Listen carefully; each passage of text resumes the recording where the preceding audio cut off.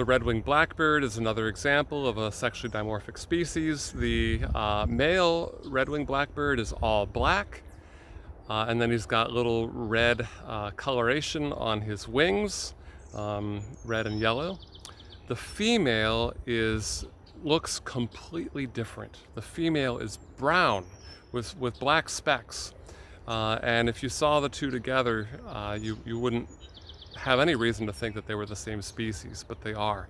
So the female is much more camouflaged.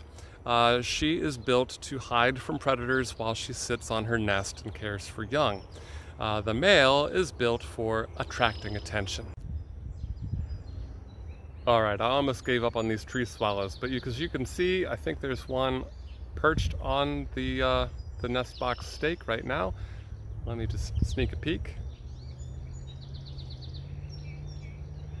All right, so it wasn't actually perched, it actually had gone in the box. Oh, there's one on top of the box. So I was just standing like 3 feet too close, and now that I've backed away just a bit, it is able to visit its nest and its young.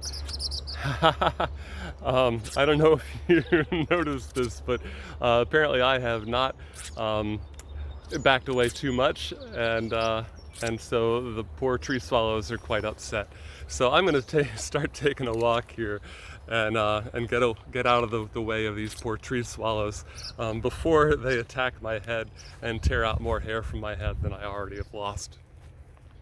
I wasn't expecting that. I had been standing there for a little while and wasn't experiencing any of that defense behavior.